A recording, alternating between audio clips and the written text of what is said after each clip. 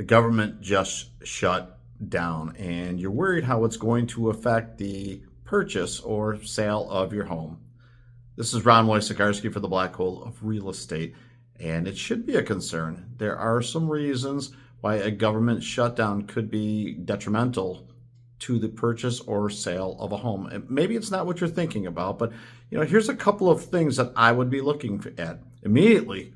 If there's anything to do with a flood insurance policy that's government regulated, that could be in the crosshairs right now of no one being able to fulfill that for you. If that's going to be an issue for you with flood insurance, I would look into that immediately. Now, we know that the shutdown could end any moment, any day right now, or it could drag on for a few weeks. So if your contract is closing, 30 days from now, you might just be okay and just put it in the back burner. If you're closing next week, I'd really look into the flood insurance piece. That's one of the biggest ones out there. The government-backed mortgages for Fannie and Freddie, I think those are going to be okay for the moment. The FHA and VA, there's nothing that tells us that they're not going to work. However, let's suppose that you are in the middle of a work furlough and you're not currently being paid to work. That's going to affect your qualifying income because the bank wants to know if you can pay it today with the money you're earning today. So if you're not getting a paycheck this month because of this government shutdown, that can pause or delay the application process and the ultimate approval process. Most times if you have less than 1 month of interruption, not going to affect you too much.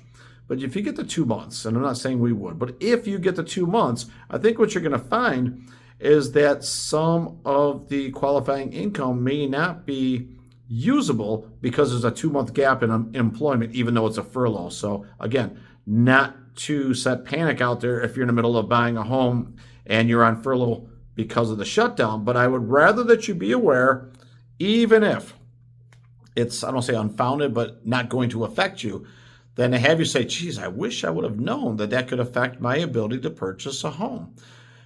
Things like insurance are going to come into it, income are going to come into it because they have to. If you're dipping into savings right now, let's say you don't get paid for a month, will you be using the money that's in your checking or savings account that was listed on your application as the source of funds for the down payment on the mortgage? That may change your ability to purchase, let's say with 5% down and you use 2% of that money. You got to show that somewhere. And can you quickly recover it with paychecks and not spend it and get a bank statement? Another thing to look at. So again, not in panic mode, but we need to know, well, a lender would need to know, do you have the money in the bank right now today? Is it liquid asset? If it's a 401k, if you need to tap into that could take anywhere from 2 to 4 weeks to cash out some of your 401k and then have it delivered, because sometimes it's a check. Maybe it could be 10 business days to arrive to you, and then you've got a deposit, and that could take a couple of days. So you really want to plan ahead. I'm not saying that you should take money out of your 401k because you'll have to pay tax. But if you're going to do it, it may be something that takes a little longer than a week to go round trip and get that money into your account and as qualifying income. Now, talk to your lender. Don't listen to me on this is the exact way to do it. Talk to your lender. They may have another idea or a program or a system in place that's going to help you navigate the waters of that. So far, I've really just talked about the buyers. And I've talked about their insurance. I've talked about their down payment money and their qualifying income. Those are all related to mortgage. If it's a cash buyer, you have less problems. You just have to have the cash still. Maybe the insurance is something you want to look at, but it can be overcome. Now, on the seller side, let's suppose that you are accepting an offer and they're pre-qualified and you think all is well and good. Should you be asking, are they employed by the government? Are they still working? Are they on furlough? Could they get fired? I think it's within your rights to ask. I don't know if they'll give you the answer or the correct answer, and they may not know either. But right now, as long as we're in this moment where the government shut down, it's something to think about.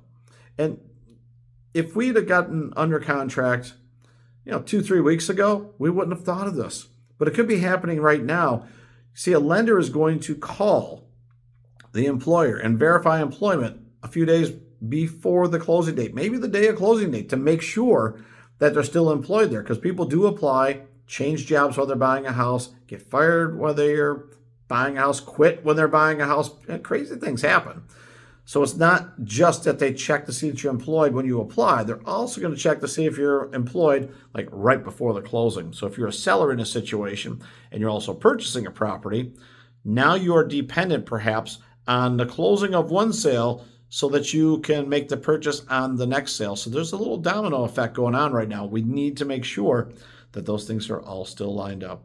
It's going to come down to the same few things right now. The government shutdown is going to affect insurance to a degree. It's going to affect some qualifying income and some savings account that goes towards the down payment.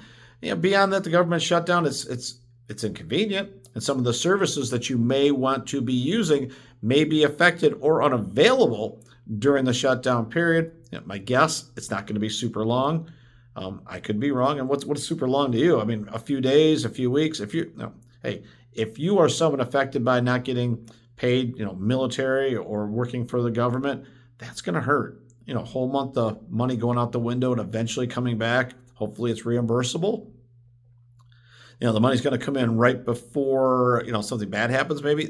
That's a scary thing to be looking at right now. And I think most of those people are going to pull back, at least until the shutdown is over, any plans of buying a home, any plans of selling a home. So you can see some markets where especially if it's a military market, maybe temporarily off the market for the listings. So that's something that you could really take a look at and make sure that those homes that go on the market, off the market, it could be just because of something related to the government shutdown. Maybe they go off the market for 2, 3, 4 weeks or whatever to catch their breath and make sure they still want to move because maybe their finances were affected.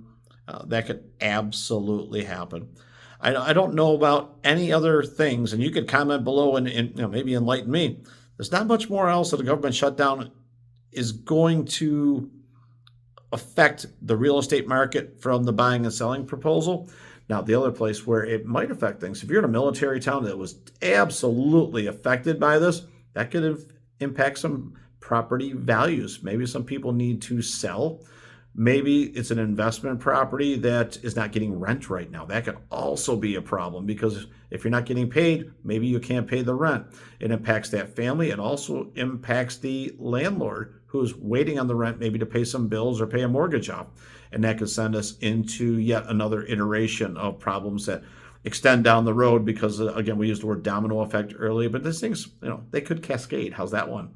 They could cascade into the future and affect some other people. And that's where the collateral damage comes in. Maybe you weren't a part of the government. Maybe you weren't in Congress and maybe you didn't vote for it. But maybe your job was affected by their actions or inactions.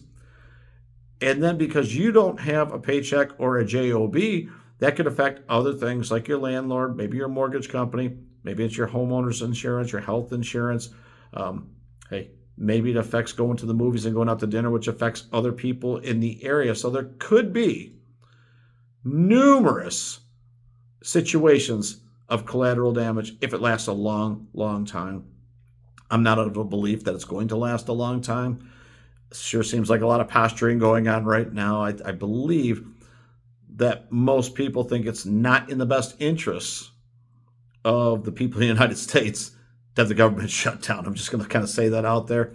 And if there's some partisan politics going on, again, it's not something I can really control. Not today. I can vote like you can vote down the road, but it doesn't fix anything today. I would say let's take a deep breath. Let's hope that the government gets back in action and isn't shut down anymore, and that the effects on the real estate industry and those around us that are employed and affect us by this financially, that is a quick restoration, for the sake of those people as well. If you got some questions, let me know in the comments below. Definitely hit the subscribe button. That way we can keep sending you all of this information to help you with your real estate needs. This is Ron Wojciechowski for the Black Hole of Real Estate.